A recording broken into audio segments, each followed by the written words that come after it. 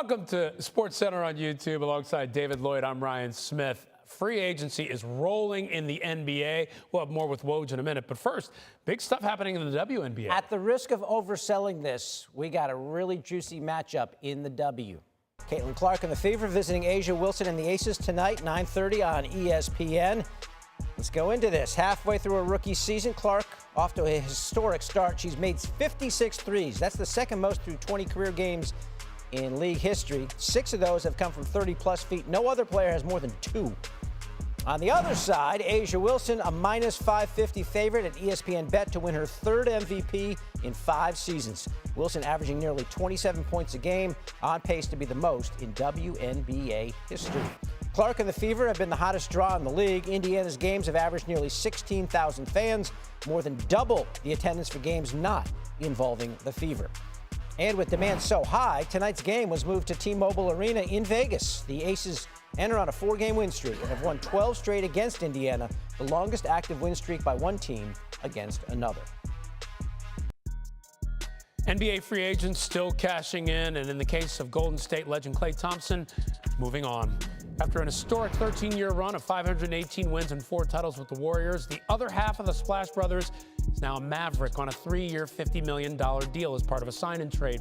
Injuries have slowed him defensively in recent years, and his role was reduced with the Warriors last season, but he did still average just under 18 points per game and 3.5 threes last season. So Woj is here with us now with the latest on free agency. So I think it's a shock to hear that Klay Thompson is now a Maverick, but I guess many expected it. He decided to leave the Warriors where he won those 4 titles. Now that he's made that decision, how do you see the Mavs, or how do the Mavs see him fitting in with Luka and Kyrie? Well, Certainly start with his shooting, and you saw that especially in the NBA Finals. This is a roster that needs more shot making around Kyrie Irving and Luka Doncic, and that's a big part of what attracted Klay Thompson to Dallas. He could see exactly how he fit in there, the role he's going to play on the court, and that he's going to get more open looks in Dallas than maybe were available to him at the end when the floor spacing wasn't as strong anymore in Golden State.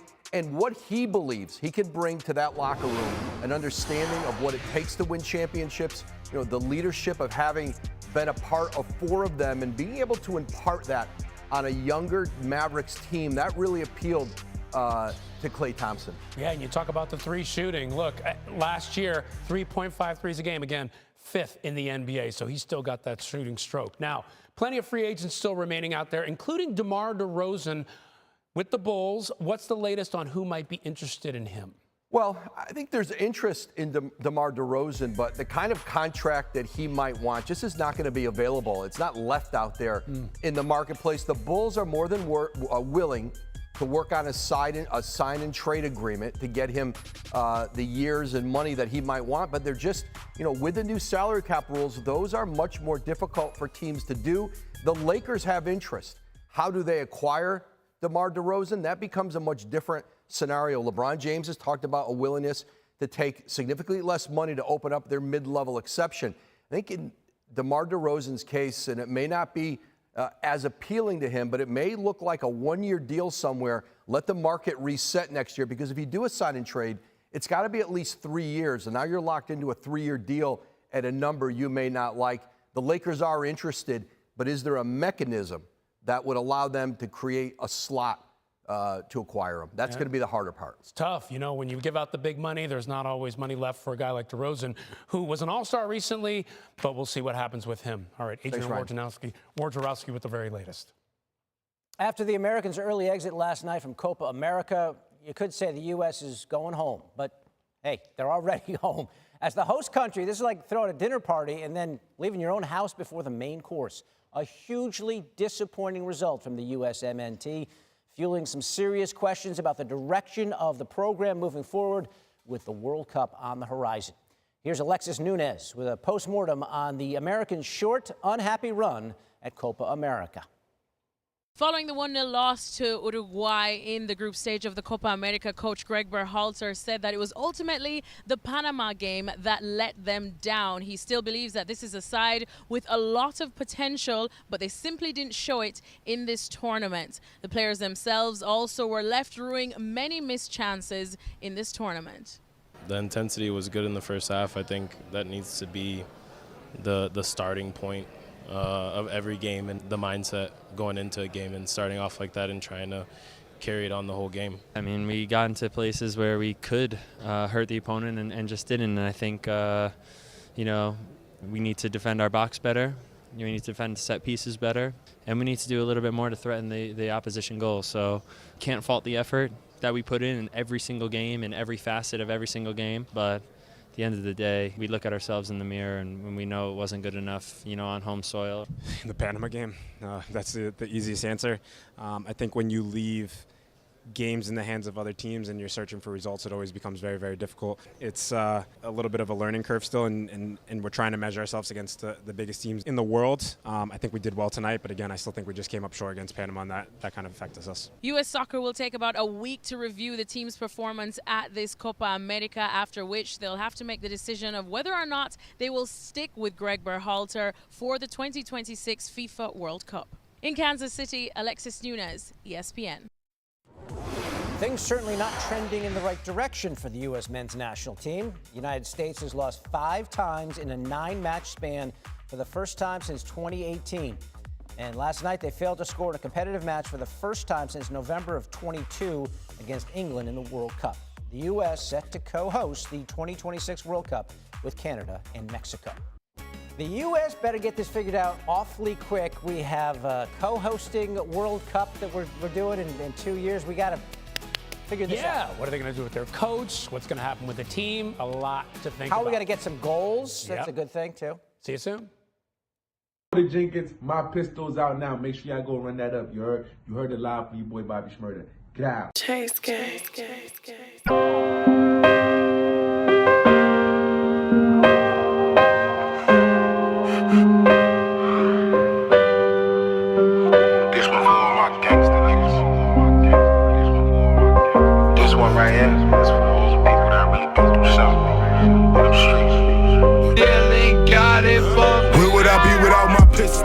You live by it, you die by it, that shit true. Lost a couple homies, some real shit, I got hit too. Gotta watch your back, you get killed, niggas are spin through. Where would I be without my pistol?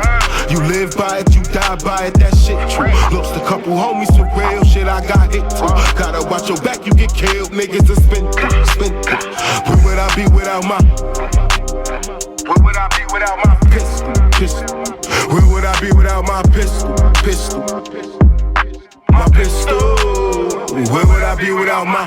Them niggas caught me lacking, had that thing right by my side. Already one in the head, nigga, this shit do or die. You fuck around and lose your life, you come and playing with mine. I told them boys this shit get hot when you playing with fire. Boy better not jump up on that block if he ain't ready to ride. Goofy musta thought it was cool, we just trying to survive. That musta went over his head, same way bullets gon' fly. You know that shit ain't got no name once they open they glide. Need to stop shooting from that corner, nigga, run down my side.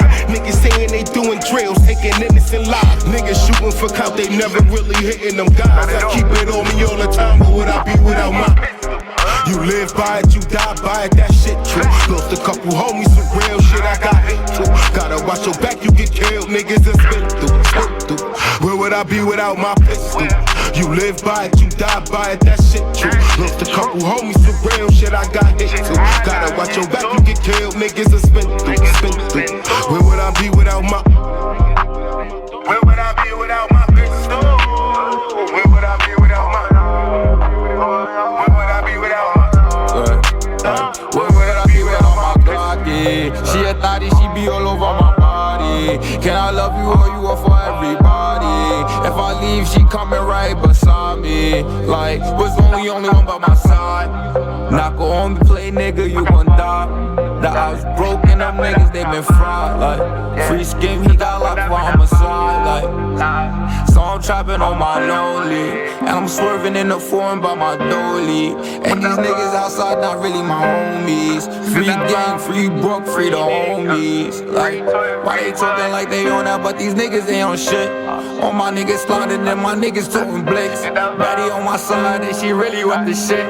Talking real crazy, she gon' push a nigga away. So I'm trapping on my lonely.